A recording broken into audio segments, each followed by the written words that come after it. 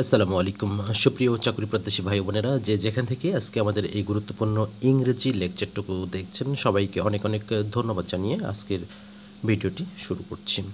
আপনারা জানেন প্রত্যেকটি পরীক্ষার ক্ষেত্রে আমাদের ট্রাম্প কার্ড হয়ে থাকে আমাদের এই ইংরেজি অংশ, সুতরাং খুবই গুরুত্বপূর্ণ হতে চলেছে আজকের ভিডিও। একটি মুহূর্ত স্কিপ না করে পুরো ভিডিওটি দেখার অনুরোধ রইল। শুরু করছি আমাদের আজকের ক্লাসটি। What would have happened if dash, এখানে আমাদের ইফ কন্ডিশনালটি রয়েছে। যেহেতু প্রথমে আমাদের উড হ্যাভ হ্যাপেন্ড রয়েছে, নিশ্চয়ই পরে আমাদের পাস্ট পারফেক্ট করতে হবে, অর্থাৎ হ্যাড ব্রোকেন কোথায় আছে সেটা খুঁজতে হবে। তার মানে আমাদের এখানে আছে দ্য ব্রিজ হ্যাড ব্রোকেন, তার মানে আমাদের এটি হবে সঠিক উত্তর, অর্থাৎ what would have happened if the bridge had broken. এরপরে যেটা রয়েছে explain the meaning of bring to pass, অর্থাৎ ব্রিং টু পাসের এর অ্যাকচুয়াল মিনিংটা কি হবে। এখানে সঠিক উত্তরটি হবে cause to happen, cause to happen. এরপরে রয়েছে which of the following sentence is the correct one, অর্থাৎ নিচের কোনটি কারেক্ট। এটা অসংখ্য ভার এই প্রশ্নটি এসেছে। পেপার ইজ মেড, এখানে আমাদের সাধারণত পার করতে off wood, by wood, from wood নাকি অন উড। সাধারণত যখন কোনো কিছু থেকে তৈরি হয় তখন সেটি হবে ফ্রম উড, অর্থাৎ paper is made from wood, কাগজ কাঠ থেকে তৈরি হয়। সঠিক উত্তরটি হবে এটা। The word bounty is closest meaning to, অর্থাৎ বাউন্টির এর খুব ক্লোজ মিনিং এই চারটির মধ্যে কণ্ঠে রয়েছে। এটি সঠিক উত্তরটি হবে generosity. Give the correct passive from my father my teacher embodies all the good qualities. তাহলে এক্ষেত্রে আমরা যদি প্যাসিভ ফর্ম করি অবশ্যই আমাদের এখানে double object all the good qualities, এটাকে আমরা পুরোটাকে যদি সাবজেক্ট করি তাহলে কি হবে অল দ্য গুড কোয়ালিটিস। এরপরে আমার যেহেতু কোয়ালিটিস রয়েছে এক্ষেত্রে আর আমাদের ভার্ব ব্যবহার করতে হবে। তারপরে মূল যে ভার্ব রয়েছে এম্বডিজ সেটি পাস্ট পার্টিসিপল করতে হবে। এরপরে যেটি হবে এক্ষেত্রে আমরা যেটি করবো এখন কী দেবো, টু দিব, ইন দিব, বাই দিব, আর কী দেবো। আমরা সাধারণত দিয়ে থাকি কি বাই মাই টিচার, কিন্তু এই ক্ষেত্রে হবে কি all the good qualities are embodied in my teacher. সঠিক উত্তর হবে ইন হবে এখানে। এরপরে যেটি রয়েছে switch the correct indirect speech, she asked me are you happy in your new job. এখানে ইনডিরেক্ট স্পিচ করতে হবে, যেহেতু এখানে জিজ্ঞাসা করছে অর্থাৎ ইন্টারোগেটিভ সেন্টেন্স, সেক্ষেত্রে অবশ্যই আমাদের আস্ক ব্যবহার করতে হবে। শি আস্কড মি প্রত্যেকটাতে রয়েছে। তারপরে যেহেতু এখানে আমাদের ডাব্লিউএইচ কোনো ওয়ার্ড নেই সেক্ষেত্রে এখানে ইফ হবে, আমাদের তিনটা দেখতেছি ইফ রয়েছে। এরপরে যেটি হবে আর ইউ হ্যাপি, তার মানে প্রেজেন্ট টেন্সে আসে, আমাদের পাস্ট টেন্সে করতে হবে। তার মানে আমাদের এই তিনটার কোনোটাই কিন্তু পাস্ট টেন্স নাই, সুতরাং আর নতুন করে খোঁজার প্রয়োজন নাই। I was happy in my new job, এটি আমাদের পাস্ট টেন্সে আছে, এটি কারেক্ট অ্যান্সার। এরপরে যেটি রয়েছে the meaning of the word obese, obese এর কারেক্ট মিনিং কোনটি। এটি আমি প্রথম আলোর কোনো একটা সংখ্যায় পড়েছিলাম। প্রথম আলোর বিভিন্ন সংখ্যা থাকে এবং শিক্ষা পাতায় তাদের একটা বিশেষ একটা বই প্রতি মাসে বের হতো যে কারেন্ট অ্যাফেয়ার্সের মতো, বর্তমানে সম্ভবত সেটি বন্ধ আছে। আমার যতটুকু মনে পড়ে চলতি ঘটনা বা চলতি সংখ্যায় যেহেতু একটা বই ছিল, এখানে বেশ কিছু ওয়ার্ড দেওয়া ছিল, সেখানে আমি পেয়েছিলাম। আমি একটি পরীক্ষার আগে এটা পেয়েছিলাম, সেখান থেকে আমি 7টি প্রশ্ন কমন পেয়েছিলাম। একই পরীক্ষায় 7টি প্রশ্ন কমন পেয়েছিলাম। যদিও এগুলো বিগত সালের কোশ্চেন বিভিন্নভাবে আসে অবশ্যই, আর এগুলি বিগত সালের বিসিএসের যে সকল কোশ্চেন রয়েছে অবশ্যই আপনাদের সলভ করতে হবে। বিগত সালের বিসিএসের কোশ্চেন যখনই সলভ করবেন আপনি যে কোনো চাকরির পরীক্ষায় অন্যদের ক্ষেত্রে অবশ্যই এগিয়ে থাকবেন। পরবর্তী এখানে আমরা যাচ্ছি অবুজ শব্দের অর্থটি হবে ভেরি ফ্যাট। এরপরে রয়েছে যে a person who writes about his own life rights, যে একজন ব্যক্তি যে নিজেই তার জীবন কাহিনী লেখে। তাহলে নিজেই যখন একটি মানুষ যখন জীবন কাহিনী লিখবে তাকে বলা হবে অ্যান অটোবায়োগ্রাফি। এরপরে যেটি রয়েছে which of the following sentence is correct, নিচের কোন সেন্টেন্সটি কারেক্ট, অর্থাৎ এখানে সেন্টেন্সটি আমাদের সেন্টেন্স কারেকশন করতে হবে। তাহলে এখানে আমরা প্রথম থেকে দেখব যে why have you done this.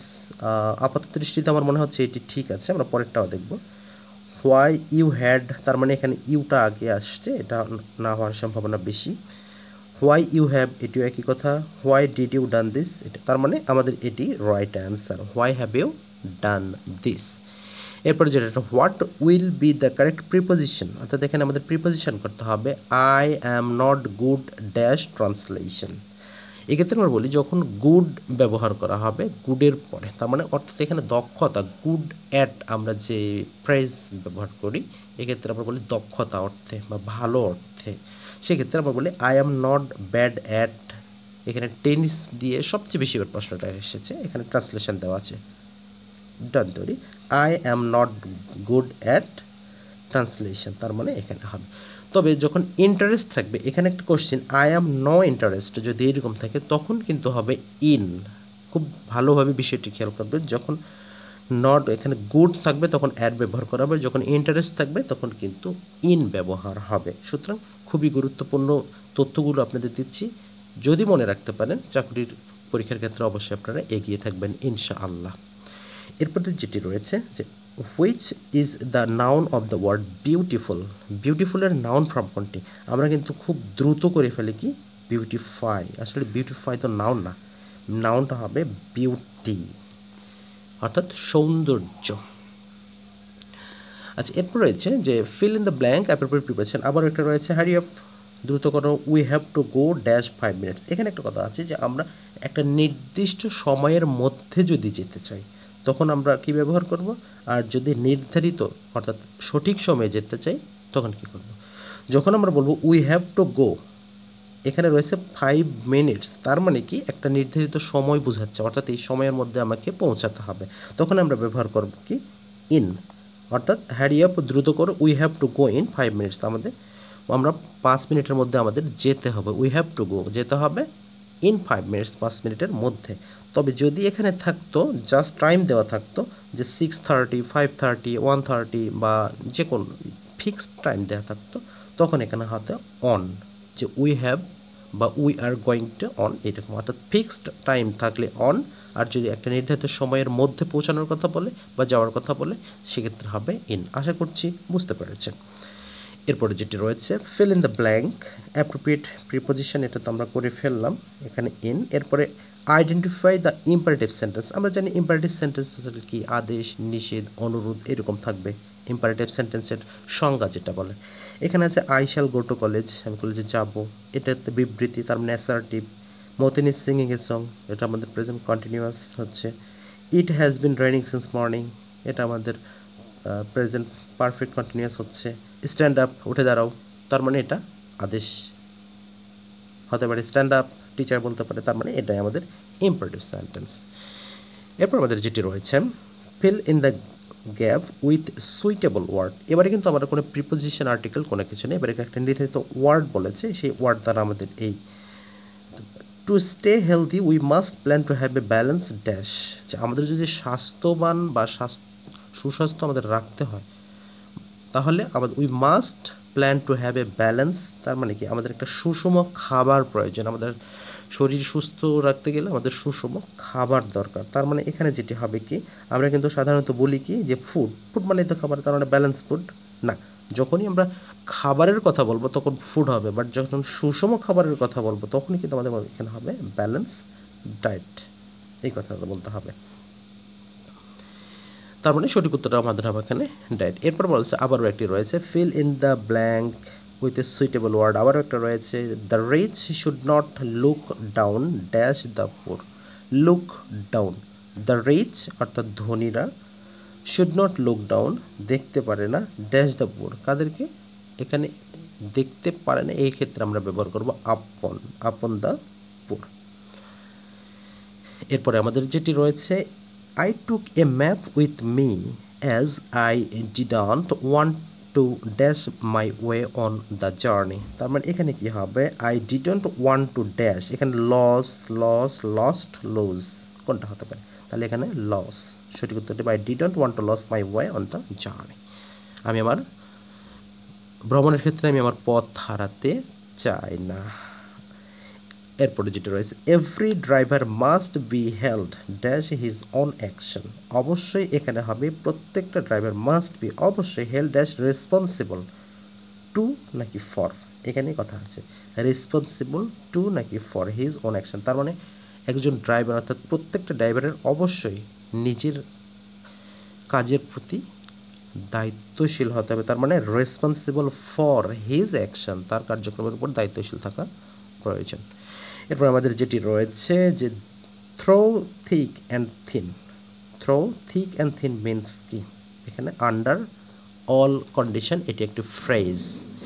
এরপরে যেটি রয়েছে prior to, prior to means কি বোঝাবে, এখানে প্রায়র টু আমরা যদি বিফোর অর্থাৎ পরবর্তীতে।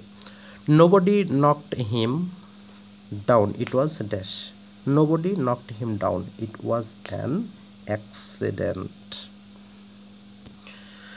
সুপ্রিয় বন্ধুরা, আমাদের প্রতিদিনের আয়োজনের আজকে রয়েছে ইংরেজি অংশ, আগামীকাল থাকবে গণিত মডেল টেস্ট এবং ফুল মডেল টেস্ট, এবং আপনাদের সবচেয়ে কাঙ্ক্ষিত যেই ফ্রি মডেল টেস্টগুলোর যে আমরা ব্যবহার করেছি, অর্থাৎ আপনারা নিজে থেকেই দিতে পারবেন, নিজের মার্ক যাচাই করতে পারবেন, আমরা কিছুটা সময় নিয়ে আপনাদের দেবো। সুতরাং আমাদের পাশে থাকার জন্য আপনাদের অনেক অনেক ধন্যবাদ জানাচ্ছি। সুপ্রিয় বন্ধুরা, আপনারা ইতিমধ্যে জেনে থাকেন এখন আমাদের প্রতি একদিন পর পর ইংরেজি ক্লাস, গণিত ক্লাস, ফুল মডেল টেস্ট, বিষয়ভিত্তিক মডেল টেস্ট সহ বিস্তারিত সব কিছুই যুক্ত হচ্ছে। আপনারা চাইলে আমাদের স্মার্ট ম্যাথ অ্যানালাইসিস একটা চ্যানেল আমাদের ফিচার চ্যানেলে দেওয়া আছে, আমাদের ম্যাথ চ্যানেলেও যুক্ত হতে পারেন গণিত ক্লাসগুলোর জন্য। যেখান থেকেই আজকে আমাদের ভিডিওটি দেখলেন, সবাইকে অনেক অনেক ধন্যবাদ জানিয়ে আজকের ভিডিও এখানে শেষ করছি। সবাই অনেক অনেক ভালো থাকুন, সুস্থ থাকুন, সেই শুভকামনায় আল্লাহ হাফেজ।